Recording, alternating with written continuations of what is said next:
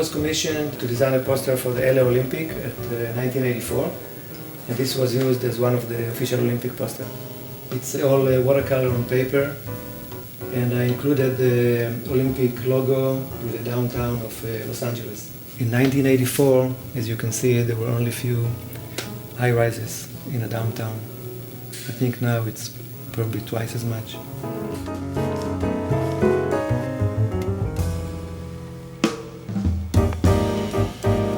This particular work wasn't planned out. I was sitting in a drawer for months and months, and I didn't know how to finish it. And every once in a while, I just take it out and look at it and see if I can figure out what's missing.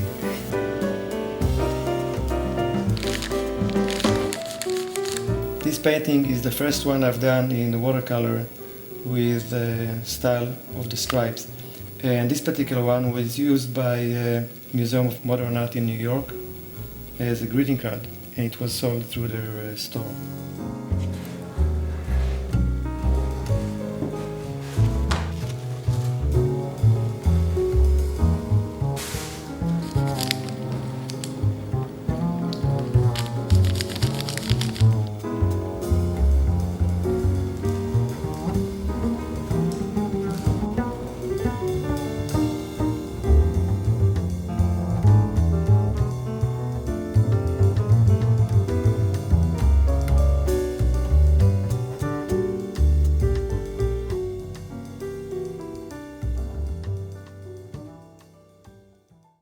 In the arrangement series, the viewer is actually encouraged to rearrange the cubes in any way they like. I see it as a form of communications between the viewer, the art, and the artist. I'm now applying a coat of glass varnish. These cubes will definitely be touched and moved around, and the varnish will help in protecting the surface.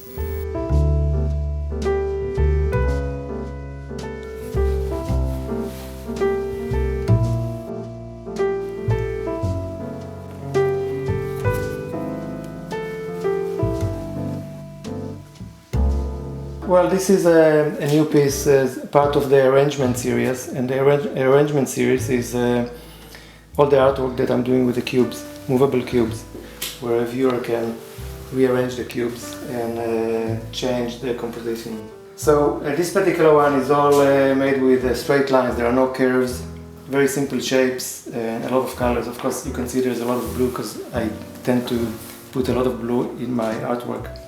And anyone can just take the cubes and rearrange them and change the composition. So it's kind of interesting that you get a result that you don't expect. Most of my artwork, at least most of the artwork in an arrangement series, each cube has one side black and one side white. And then there are other four sides. This page shows the four other sides. So we have side A, B, C, and D. So what you see here, except the black and white, these are all the colors that on the artwork.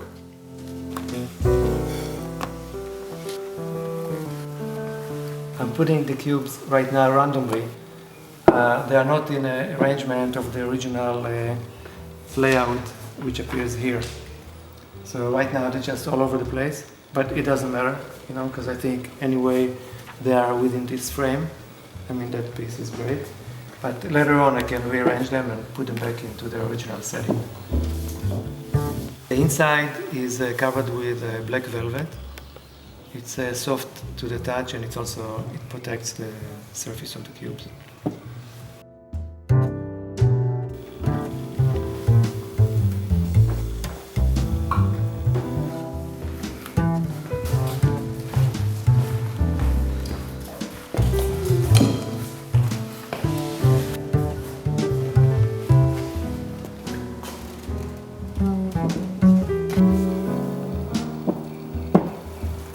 Okay, here's an example of an artwork that was done a couple of years ago. I'm showing here the different sides. There are side A, B, C, and D. And all the colors that you see here, these are all the colors that are on the artwork.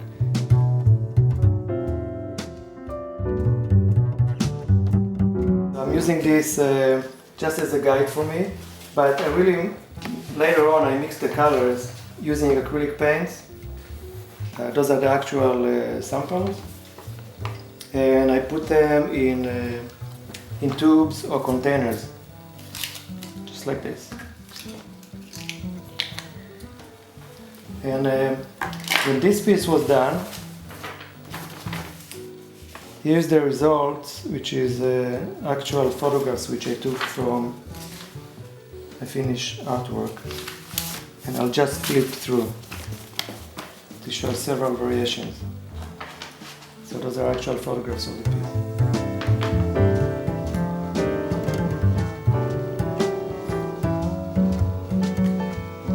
So all these photographs are taken from the same piece.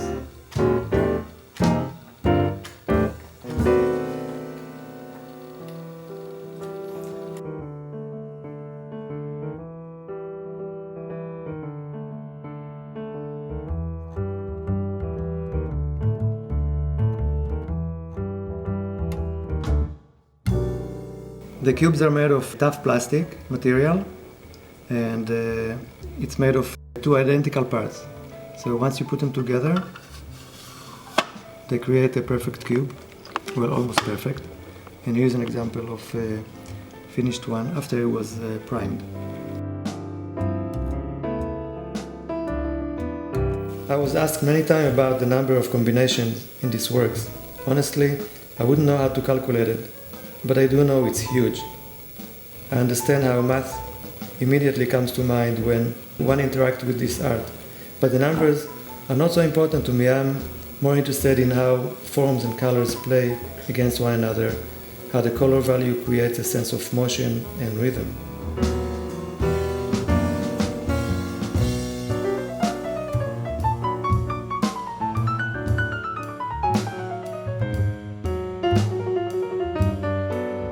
This is a mock-up for an installation I did at Gallery 825 on La Cienega in Los Angeles. And I did that just to see for myself more or less how it's going to actually be in a place. It's an installation that basically made of a lot of small mirrors that mounted on a wall with an arm, and each mirror can tilt individually by the viewer. And the mirror reflects what's on a wall around it, in a surrounding.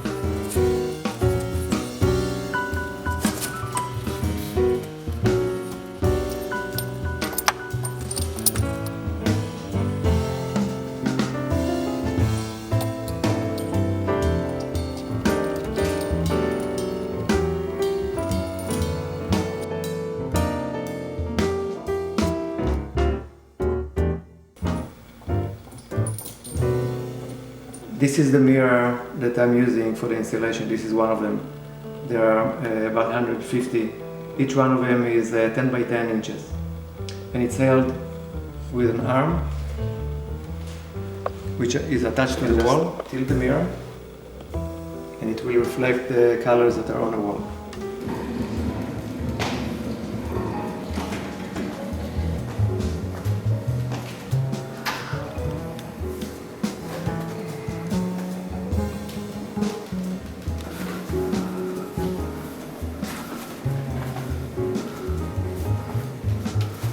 This is a series, just as you can see, extremely simple, 9 stripes. Each one of these 3 canvases have 9 stripes in them.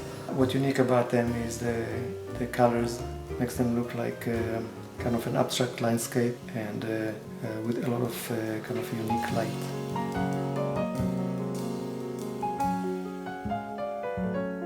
These are a new series of work that I started working on.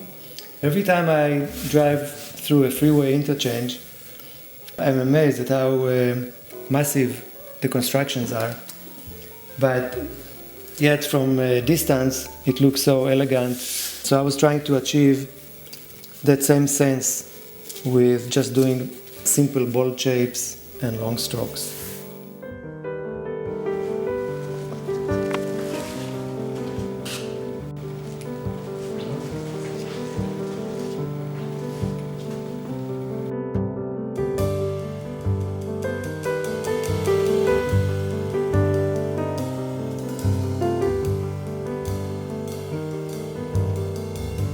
These two actually made from the same photograph, but in one of them I eliminated the columns. I didn't think it needed it, and I like it just the way it is.